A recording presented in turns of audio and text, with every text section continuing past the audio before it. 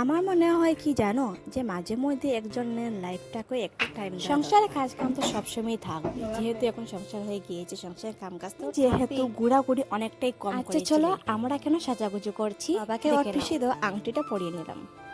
Hello viewer, স্বাগতম my blog. আর আজকে আমি আমার যাচ্ছি ননদিনী বাসাতে, যেহেতু ফার্স্ট টাইম যাচ্ছি, ভাবলাম তোমার সাথে ভিডিওটা একটু শেয়ার করবো। তার জন্য দেখো রেডি হয়ে গিয়েছি। এই যে শাড়ি পরাতে হেল্প করেছেন আমার বড়মশাই, তারা যেহেতু এখন এসে গিয়েছেন, মানে রেডি হয়ে গিয়েছেন আর কি। আমি ভাবলাম আমি একটু বাইরে যাই, তোমাদের সাথে একটু ব্লগটা শেয়ার করবো।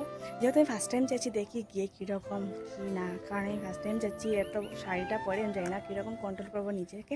আচ্ছা চলো, যাই হোক গাড়ি এসে গেছে, চলো যেতে যেতে তোমাদের সাথে শেয়ার।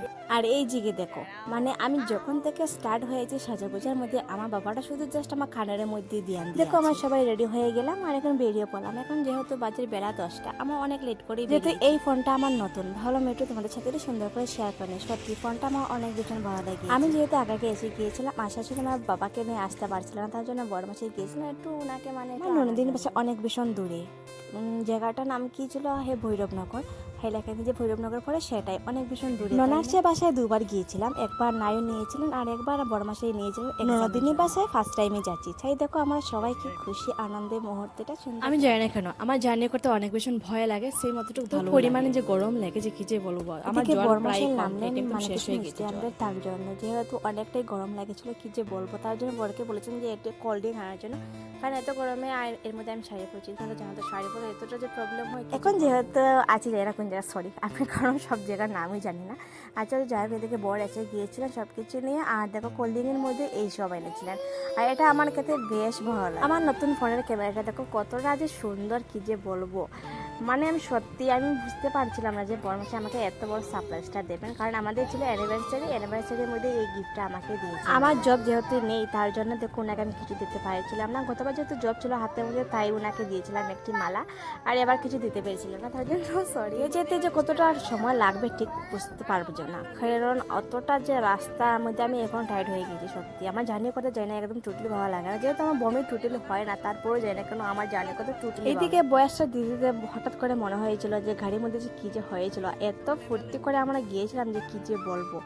জানি অনেক গল্প কষ্ট করতে আনন্দের মুহূর্তটা আমি একদম স্মৃতি করে রেখে গেলাম। সত্যি এতটা যে আমরা তো মজা করে গিয়েছিলাম, কি যে আমি বলতাম বলে। এদিকে দেখো আমার বাবা ঘুমিয়ে পড়েছে গানটা শুনতে শুনতে।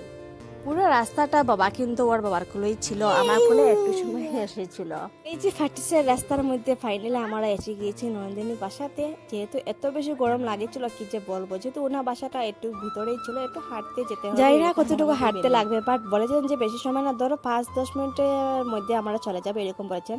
আর সত্যি বলবো এত বেশি দূরেই ছিল না, জাস্ট 5 মিনিটের মধ্যে আমরা, মানে ওরা সত্যি কথা বলবো এত দূরে আমার জানি না কেন বিয়ে করতে টোটালি মন ছিল না। আমার ভাগ্যিস ভালো যে এত সামনে, আজকে জানি না কেন হঠাৎ করে প্ল্যান হয়ে গিয়েছিল যে আমরা আজকে আসবো, তাই জন্য হঠাৎ করে চলে আসলাম। বাট সত্যি আমরা যেতে না যেতেই দেখো অনু জাস্ট দৌড়ে এসে গিয়েছে আমাদেরকে নেবে তার জন্য। আর এসে দেখলাম যে মিস্ত্রি ভাই এতটা যে ব্যস্ত, কি যে বলবো, ওরা মানে রান্না বান্না করতেই ব্যস্ত। আর এইদিকে বাবা ওর ফুল থেকেই নামছিল না, কারণ ওরা তো ফার্স্ট টাইম এসেছে, মানে হঠাৎ করে একদম অবাক হয়ে গিয়েছি, জানি না কোথায় এসেছি, তাই মানে একটু মানে বাবা খেয়েছিল, যেহেতু বড়মাসির কাছে আছেন তার জন্য। এদিকে দেখো আমার ননদিনী মানে চুড়িদার নাইটি এসব মানে খুবই কম পড়েন, তার জন্য আমাকে একটু শাড়ি দিয়েছেন। আমাকে একটা নতুন শাড়ি বের করে দিয়েছিল, আমি বলেছিলাম যে না আমি এত নতুন শাড়ি পরতে পারবো না, এত গরমের মধ্যে আমাকে একটা নর্মালি শাড়ি দাও, তার জন্য আমাকে জাস্ট একটা নর্মালি শাড়ি দিয়েছেন, এটাই আমি পরেছি। আমাকে ছাড়া দিয়েছেন, যেহেতু আমি ছাড়াতে বেশি খাই না, তার জন্য দেখো মিষ্টিটাই নিয়ে নিলাম।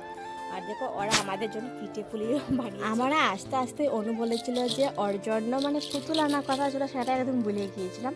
আর সত্যি করবো একদম ট্রুলি মাথায় ছিল না। তারপর উনি বলেছিলেন আচ্ছা ঠিক আছে যা এনেছি তা উনি খেয়ে নাও। ওর মানে মা, মানে আমার বড়মাসি ওর জন্য এনেছিলেন বিস্কুট, খাতা, বই, কলম সব কিছু এভরিথিং নিয়ে এসেছিলেন। আর এদিকে দেখতে পাচ্ছ আমার বাবা কতটা যে খুশি, ওর মানে প্রিমের বাসায় এসে কতটা যে খুশি দেখতে পাচ্ছ। প্রথমে তো বাবা কান্না করেছিল, আর এখন দেখো অনুর সাথে মিশে গিয়েছে আর কতখানি খেলা করছে, দেখো কি খুশি বাবা সত্যি।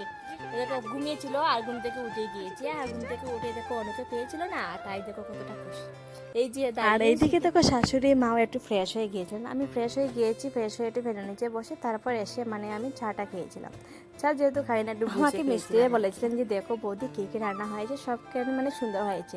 আর আমি সবখানে একটা একটা করে মানে উল্টে উল্টে দেখেছিলাম, খুব সুন্দর রান্না হয়েছে। উনি মানে আমাদের জন্য সকাল থেকে রান্না বান্না করেছেন, আমি নাকি এতখানি খাবো তার জন্য কতগুলো যে আয়োজন করেছেন কি যে বলবো। এইদিকে বাবা কান্না করেছিল, তার জন্য বড়মাসি আমাকে বলেছিলেন যে বাবার জন্য খাবারটা তৈরি করে নে। এদিকে বাবার খাবারটা তৈরি করেছিলাম, আর এদিকে থেকে আমাকে আমার শাশুড়ি এনে দিয়েছেন বপুর খাবো নাকি, বাট আমি খাবো না, কারণ একটু পরে মানে ভাত খেতে হবে, তার জন্য আমি খাবো না। এদিকে আসনটা পেতে আমি দিয়েছি, ছোটো ছোটো আসন দেখতে কতটা সুন্দর তাই না। আর ওই যে উনি দেখতে পাচ্ছেন, উনি হচ্ছেন আমার মিষ্টি ভাইয়ের ছোটো জাল। উনি খুব ভীষণ ভালো, খুব ভালো মনের মানুষ, আমাকে অনেক ভীষণ আদর করেছেন, আমার সেম ননদিনের মতোই উনি আমাকে। আর দেখো রান্নাবান্না প্রায় কমপ্লিট, আর অনেক সময় বসে গল্প করেছিলাম। এখন হয়েছিল খাওয়ার পালা, কারণ একদম 3:30 বেজে গিয়েছে, আমার তো যেতেই হবে। গল্প করতে মানে অনেকই টাইমের দরকার, যেটা আমরা মানে একটু কম সময় নিয়ে এসেছিলাম। আচ্ছা চলো যাই হোক, এদিকে আমি বাবাকে ঘুম পাড়ানো গিয়েছিলাম, আর ভাবলাম ওরা মানে খায়। এদিকে বড়মশাই আর আমার দাদা একজন এসেছেন, উনি মানে তারা খাচ্ছেন বসে, আর সাথে এদিকে বাবা কান্না করছিল, যেহেতু বাবাকে খাওয়ানো কমপ্লিট, বাবাকে একটু ফ্রেশ করে নিলাম, আর ভাবলাম ঘুম পাড়িয়ে দিই। এদিকে বাবাকে ঘুম পাড়িয়ে দিয়েছি, ভাবলাম এবার আমরাও খাওয়া দাওয়া করে নিই। শাশুড়ি বাবাকে ডেকেছিলাম, আমি বলেছিলাম যে উনি গিয়ে খাও, তারপর আমি পরে যাবো, কারণ বাবাকে একটু টাইম লাগবে তো, কারণ নতুন নতুন বাসা, ও ভয় পেয়ে যাবে, তার জন্য ওর সাথে প্রায় আমি 1.5 ঘন্টা মতো ছিলাম। তারপর যাই হোক আমি বলি খাওয়াটা মানে কী কী ছিল, আমি কী কী মানে দেখেছিলাম।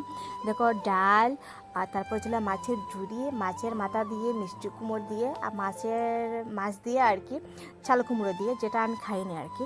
আর চলো যাই হোক, তারপর ছিল মাছের তেলের ভাজা, মাংস, মাছ তো ছিলই, মানে সব কিছু রান্না করেছিলাম আমাদের জন্য, বাট আমি সব কিছু নিতে পেরেছিলাম না, কারণ আমি সব কিছু খেতে পারবো না, তাই মানে সব কিছু ওদের বাসা থেকে ভিউটা দেখো কতটা সুন্দর দেখা যাচ্ছে। ভাবলাম কয়েকটি ফটো উঠবো, বাট এত রোদ্রের মধ্যে আমার যেতেও ইচ্ছুক হয়েছিল না, তাই ফটো উঠিনি। এদিকে দেখো বাবা এখনও ঘুমাইছিল, আমার যেহেতু খাওয়া দাওয়া প্রায় কমপ্লিট। খাওয়া দাওয়া করে বেশ সময় বসে নিই, তারপর রেডি হয়ে গিয়েছিলাম আমরা, কারণ বাসাতে আসতে হবে প্রায় 5টার সময়, 5:30 অবধি আমরা বেরিয়েছিলাম। আর জানি না যেতে যেতে কতটুকু টাইম লাগবে, কারণ আমি আবার শাড়ি পরে দেখো আমার তো হঠাৎ করে চলে আসলাম, তাই দেখো আমাকে নন্দিনী মানে নন্দিনী জামাই আর কি, আমাকে হাজব্যান্ড আমাকে মানে 4000 রুপিস দিয়েছিলেন, আর বলেছিলেন যে এটা দিয়ে আমি কিছু কিনে নেবো, বাবার জন্য কিছু কিনে নেবো। মানে ফার্স্ট টাইম এসেছিলাম তো শাড়ি কিনেছিলেন না, তাই মানে আমাকে 4000 দিয়েছিলেন। আচ্ছা ঠিক আছে, ভিডিওটুকু কতটুকু, টাটা, লাভ ইউ অল।